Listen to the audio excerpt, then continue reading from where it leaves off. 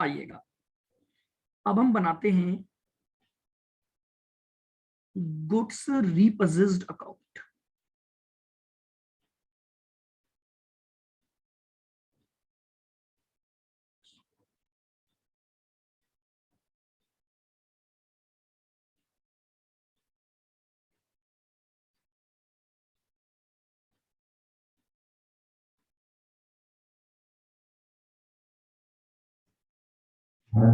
आइएगा, सबसे पहली एंट्री आपके पास देखो क्या बनी कि आपने जो ए का अकाउंट ओपन किया हुआ था उसमें आपने ट्रांसफर किया बाय गुड्स रीपोजेस्ड, तो एंट्री बन गई goods repossessed account debit to ए। अच्छा, गुड्स रीपोजेस्ड कब हुआ था आपका? 1 जनवरी 13 को।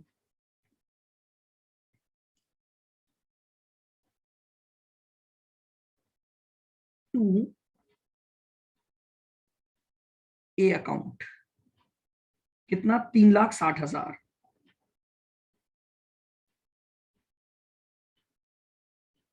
अब मुझे बताओ, क्या बी ने इस रीपोजेस्ड गुड्स पर कुछ खर्चे किए थे? तो आपको ये दे रखा है कि आपने इस पे कुछ रिपेयर करवाई थी ताकि आप इसको रीसेल कर सको। तो बताओ रिपेयर का खर्चा आपको कितना दिया हुआ है? इलस्ट्रेशन निकालो जल्दी, मॉड्यूल का था ना ये 7th इलस्ट्रेशन। हाँ सर, 6,000 है। 6,000 की रिपेयर है, मैं भी निकाल लू, पेज नंबर है 3। 434।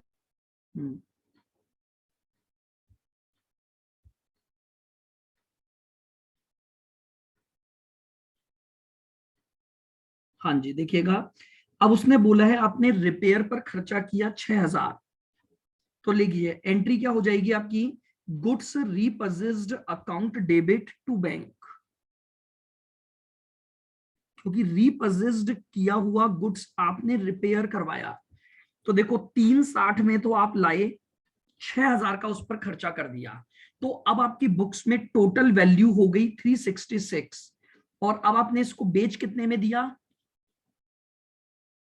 266। तो लीजिए बाय बैंक, आपने इसको किस डेट को बेचा? कोई डेट दी हुई है क्या बेचने की? 30 जून। 30 जून को। 30 जून। 30 जून की हम एक एंट्री डाल देते हैं।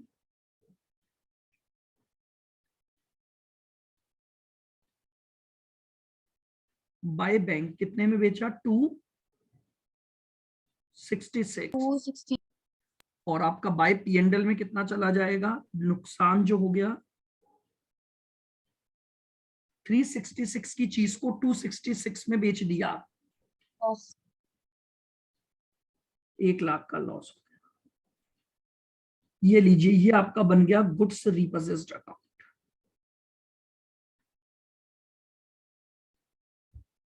सर, हाँ जी बोलो।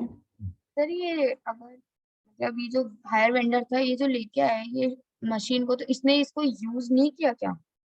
ये क्यों ला यूज के रख करेगा? इसका तो काम है मशीन को बेचने खरीदने का।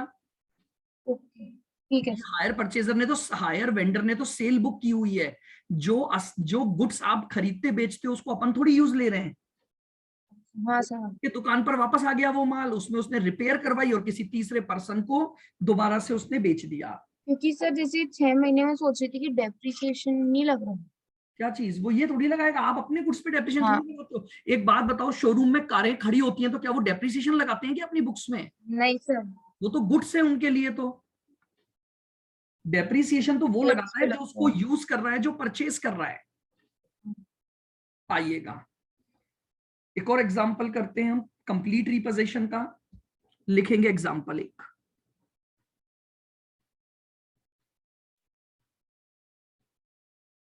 एग्जांपल लिखो,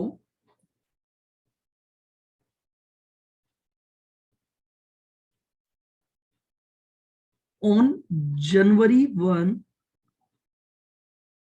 2017,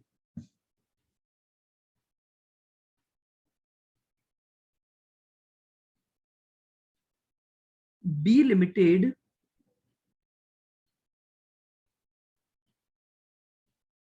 sold some machines.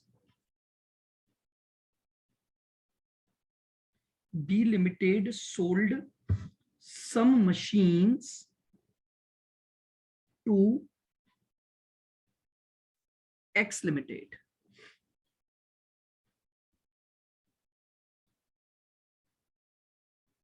On higher purchase basis. B limited ने एक्स लिमिटेड को हायर परचेज पर कुछ मशीनें बेची हैं, तो यानी हायर वेंडर तो कौन हो गया? बी लिमिटेड, और हायर परचेजर कौन हो गया? X limited.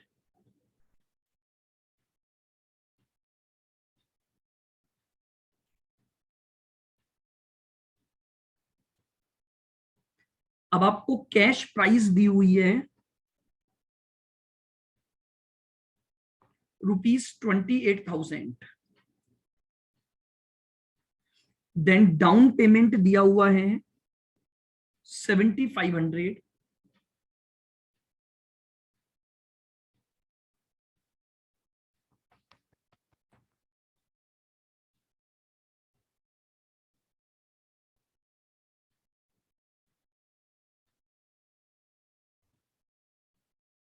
Three annual equal instalments 7,500 each.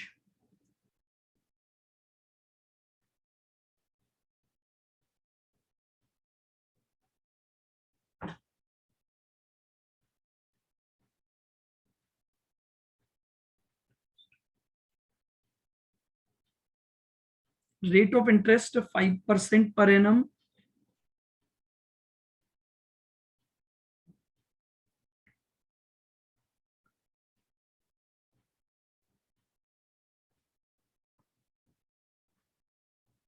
Depreciation 10% on WDV. जो डेप्रिसिएशन आपका लगेगा that is 10% on WDV.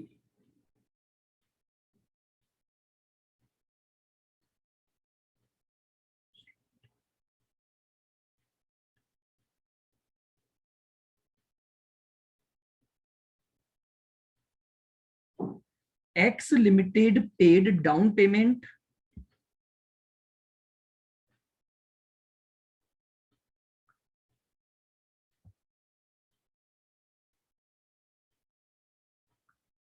X Limited paid down payment and first installment.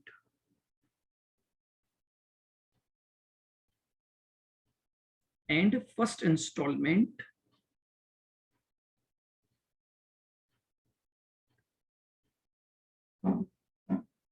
but could not pay second installment.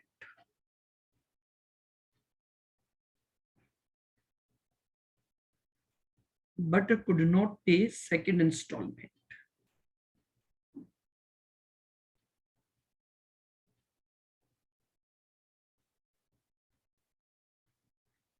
B Limited repossessed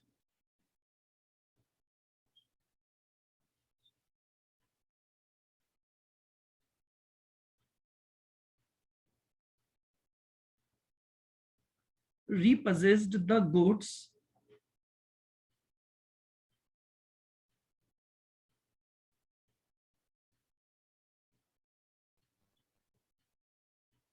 and after spending rupees 300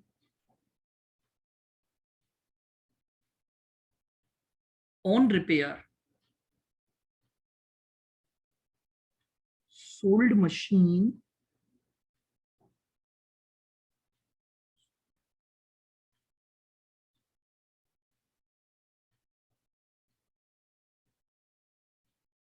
for rupees 15,350.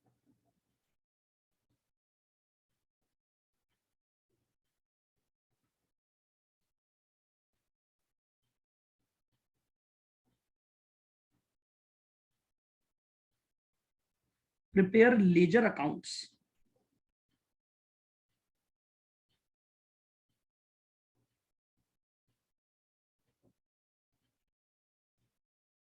in the books of both parties.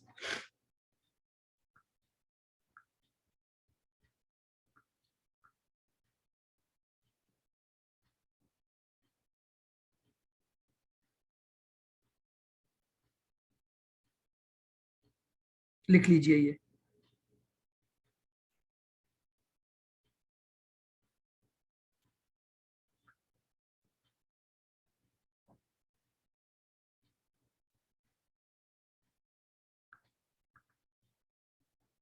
लिख लिया?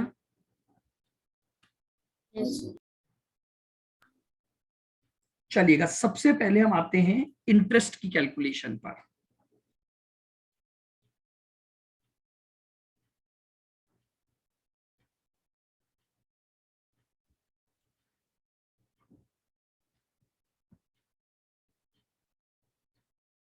बताइए कौन सी situation लग रही है? क्या hire purchase price दी हुई है? बिल्कुल, क्योंकि अगर मैं डाउन पेमेंट और इंफॉर्मेशन की इंस्टॉलमेंट को जोड़ दूंगा तो हायर परचेज प्राइस आ गई। कैश प्राइस भी दी हुई है और रेट ऑफ इंटरेस्ट भी दी हुई है, तो ये पहली सिचुएशन लगेगी जहां पर मुझे हर एलिमेंट, हर फैक्टर दिया हुआ है। तो आइए, पहला कॉलम है डेट,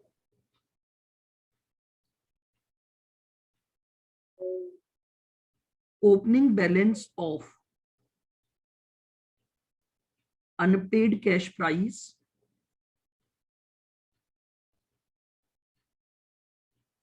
इस पे इंटरेस्ट निकलेगा।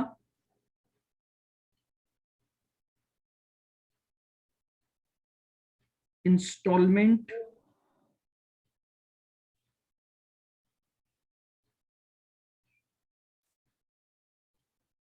कैश प्राइस पेड,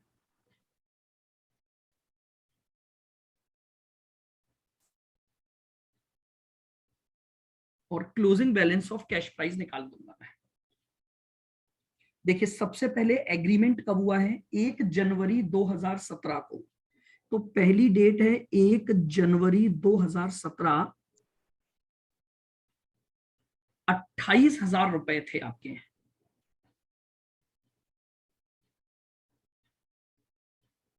ठीक है,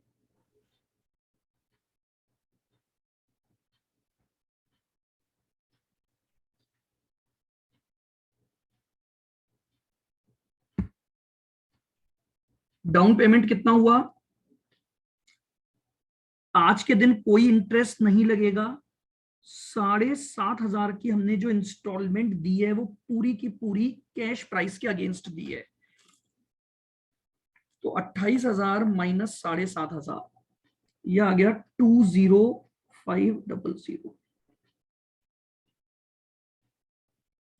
पहली इंस्टॉलमेंट ड्यू होगी 31/12/17, 20,500। अब इस 20,500 पर 5% इंटरेस्ट लगा दो।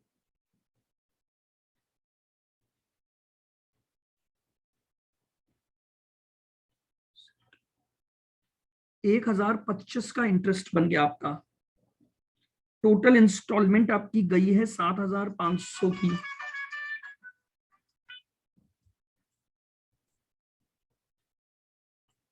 7,500 माइनस 1,025,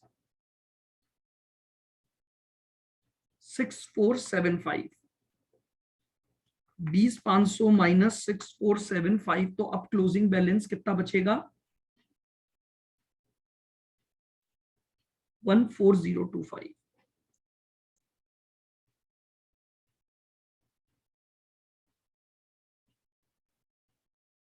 इस पर 5% इंटरेस्ट लगा दो तो 701 रुपए का आपका इंटरेस्ट आ जाएगा।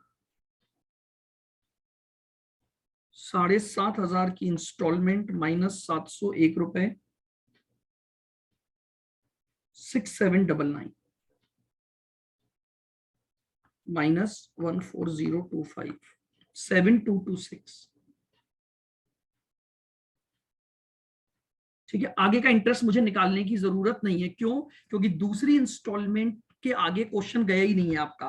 भाई जब गुड्स ही रीपोजेस्ड हो गया तो तीसरी इंस्टॉलमेंट या उसके लिए हमें कैलकुलेशन की कोई जरूरत नहीं है। चलिए अब सबसे पहले हम बनाएंगे बुक्स ऑफ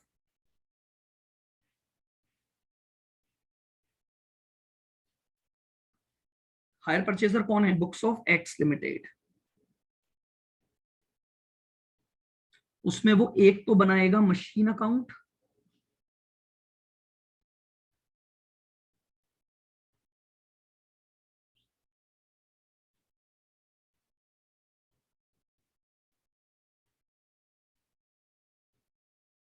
सर एक बार इंटरेस्ट का दिखाना। हाँ रुको,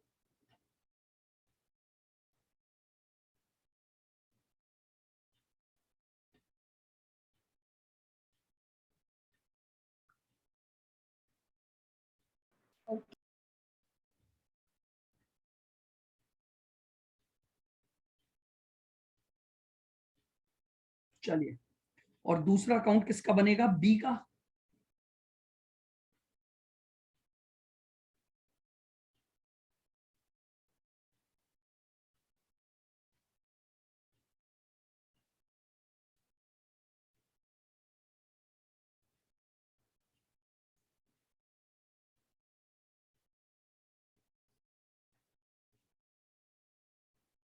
चलिए सबसे पहली एंट्री,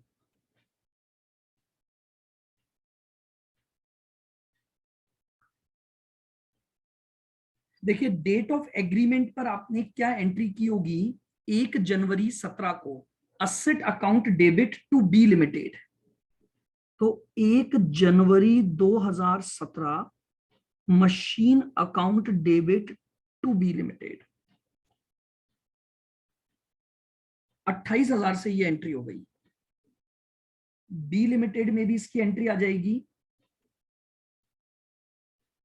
1 जनवरी 2017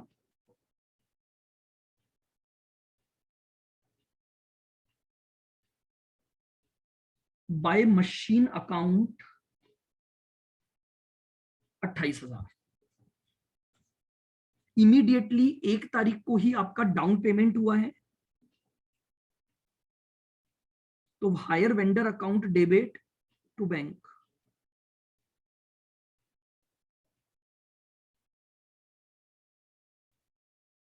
ये लीजिए 7,500 का आपका डाउन पेमेंट है। 31/12/17 को पहले इंटरेस्ट ड्यू होगा,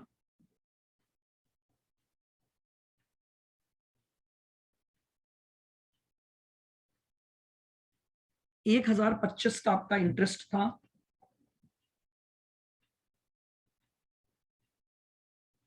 और 31/12/17 को इंस्टॉलमेंट का पेमेंट हो गया to bank account 7,500।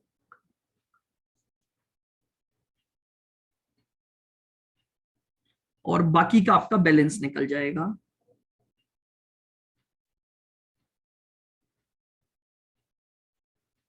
To balance carried down, तो देखिएगा 28,000 प्लस 1025 और माइनस 15,000।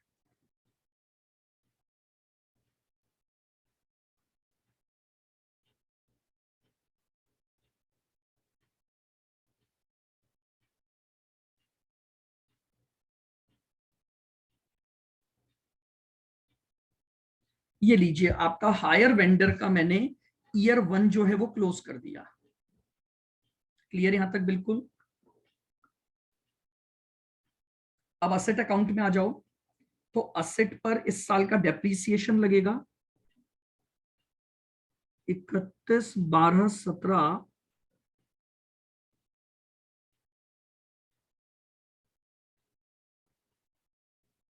बाय डेप्रीसिएशन 2,800, 10% की रेट है आपकी।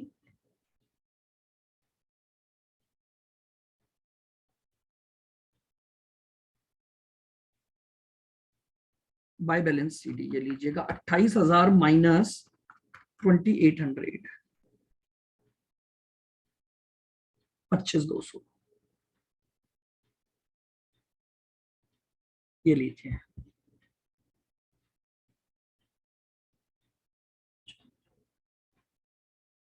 1 जनवरी 2018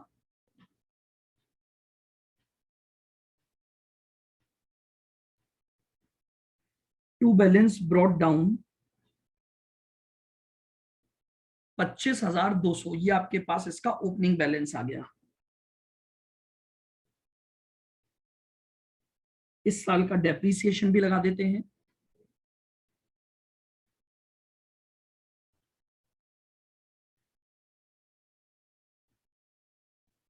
to 2520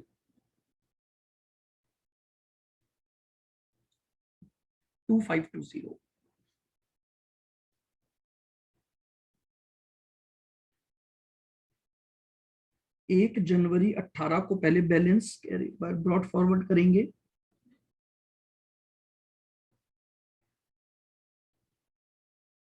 by balance brought down 14025। अब सेकंड इंस्टॉलमेंट ड्यू हो रही है, तो इसका मतलब पहले इंटरेस्ट ड्यू हो जाएगा 31/12/18 पर।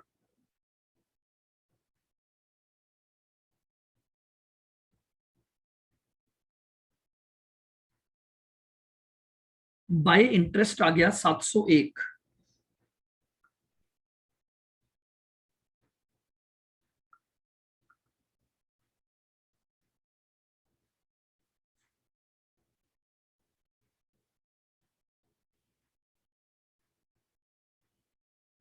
अब मैंने आपको क्या बताया था, पॉइंट नंबर 1, सबसे पहले हायर वेंडर अकाउंट क्लोज करना है। At the time of default higher vendor में जितना भी बैलेंस बच रहा है वो इमीडिएटली मशीन अकाउंट में ले जाओ। तो 2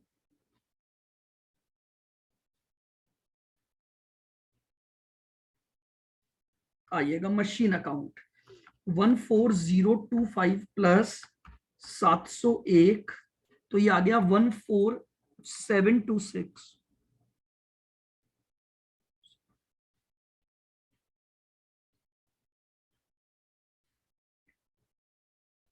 बताइए, ये आपका पूरा का पूरा जो भी बैलेंस था वो बैलेंस मैंने कहां ट्रांसफर कर दिया, असेट अकाउंट में। तो असेट अकाउंट में इसको लिख दीजिए। By B limited 14726। अब देखिए, मेरी बुक्स में असेट का बैलेंस था 25,200, इसमें से इस साल का डेप्रीसिएशन लगा 2520। तो मेरी बुक्स में अभी भी जो कैरिंग अमाउंट चल रहा है वो चल रहा है 22,680, और सामने वाले ने इसे रीपोजेस्ड कर लिया 14726 की वजह से। आप समझ रहे हो, हायर वेंडर मुझसे केवल 14726 ही तो मांग रहा था अभी तक, और उसने मेरा 22,680 की मशीनें जो थी वो क्या कर ली, रीपोजेस्ड कर ली। तो by profit and loss account,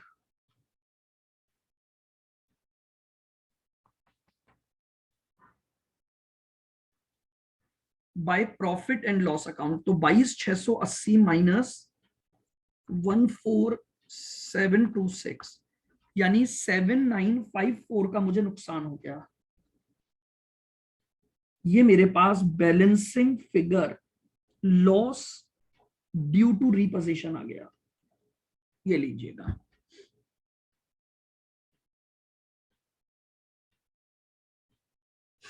अब बताइए,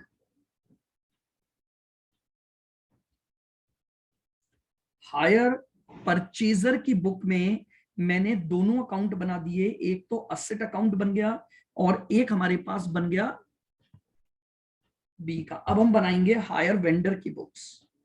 सर आपने ये प्रॉफिट वाले में वो कौन सा अमाउंट अभी बोला जब आपने निकाला प्रॉफिट एंड लॉस?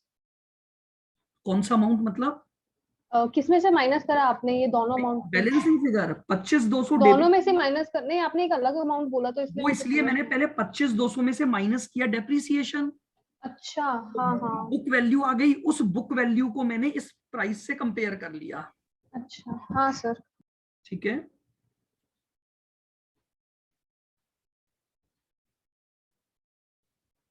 चलिए अब अपन बनाएंगे बुक्स ऑफ बी जिसमें एक्स का अकाउंट बनेगा।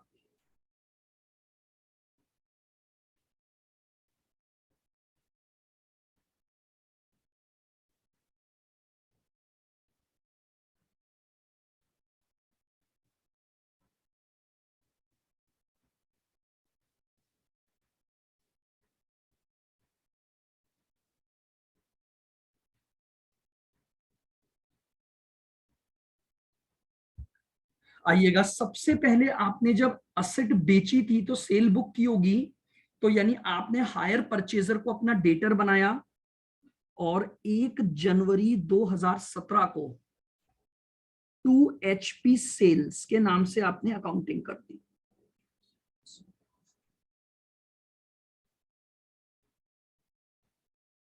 $28,000। आज ही के दिन डाउन पेमेंट रिसीव हुआ,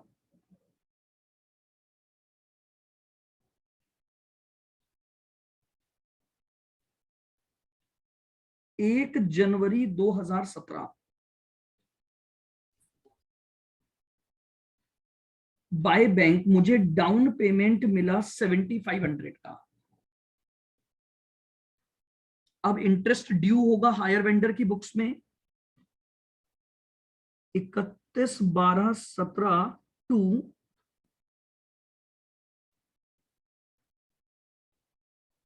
इंटरेस्ट कितना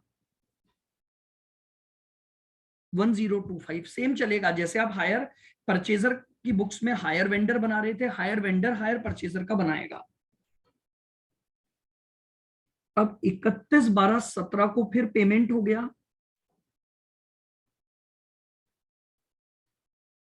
बाय बैंक अकाउंट 7,500।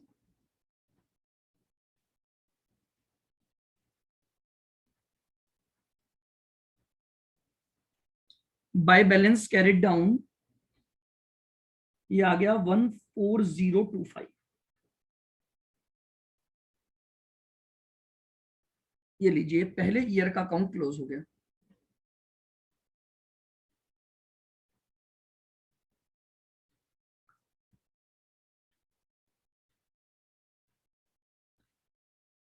एक जनवरी 2018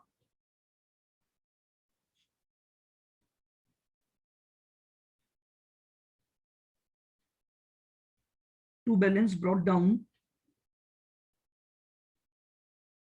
14025। क्योंकि ईयर एंड आ चुका है तो इंटरेस्ट की इनकम ड्यू हो गई, तो हायर परचेजर को डेटर बनाओ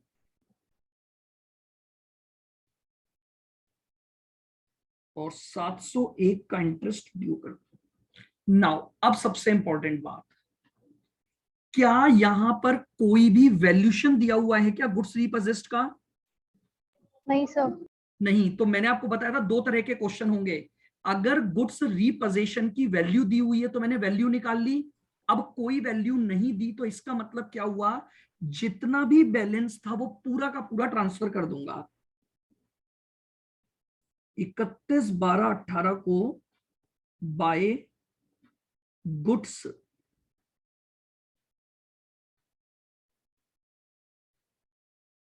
रीपोजेस्ड अकाउंट कितना 14025 प्लस 701 रुपए 14726।